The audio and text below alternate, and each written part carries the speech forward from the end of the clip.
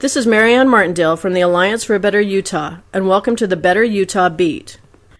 The state legislature has finally decided to favor transparency and openness by releasing in full the long-awaited redistricting records.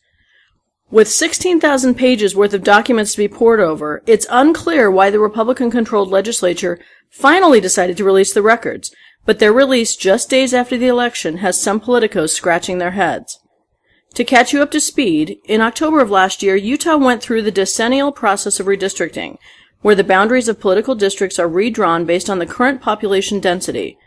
In many states, this process is done by an independent commission, non-elected officials from different backgrounds who can draw the boundaries without bias. In Utah, we're not so lucky. Here in the Beehive State, our legislature has chosen to draw the boundaries themselves. It seems like a natural conflict of interest, given that most legislators are less likely to be concerned about drawing a district that fairly represents the people than they are about drawing a district that ensures they themselves will get elected again. Adding insult to injury, the final decisions on which maps would be voted on were made behind the closed doors of the Republican caucus. The public or the media were not allowed to attend or watch how these decisions were made.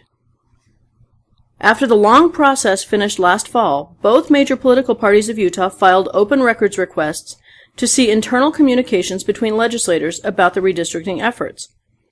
The Republicans' request, which was narrow and not looking for much, was answered immediately.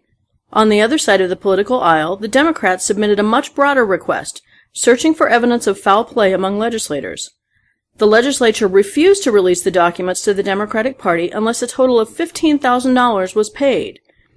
Actually, I think it's important to explain that fee a little bit more. In reality, the initial quote was $5,000, but when the Democrats went to pick up the documents, they were told that if they wanted them all, it would be actually 3 times as much. The process has drawn out over the past year as the Democrats appealed the expensive price tag, arguing that communications between legislators should not come at a hefty price to any citizen in Utah, but should be free and transparent to all. Statewide media groups such as Fox 13 and the Salt Lake Tribune also joined the effort to get the redistricting documents released. Only now, just days after the elections, has the legislature finally released the full documents online to the public. Interestingly enough, they had not announced that they would be releasing the documents, and the actual release came with very little fanfare, initially only through a Twitter comment and link.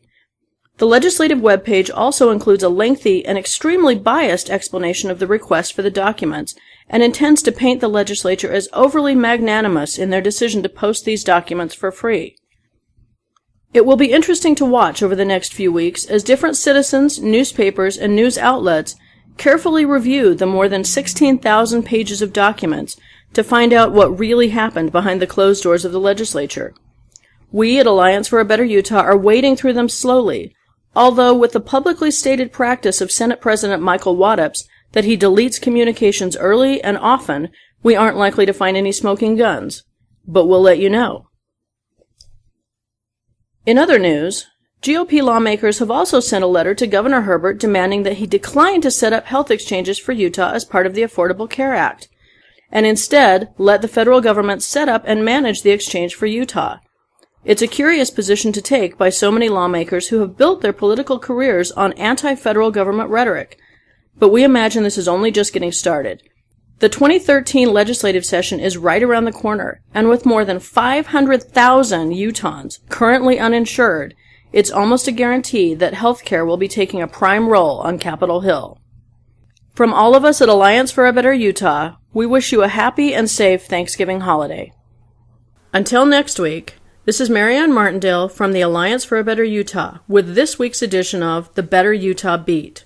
Have a great week, and remember that together we can make a better Utah.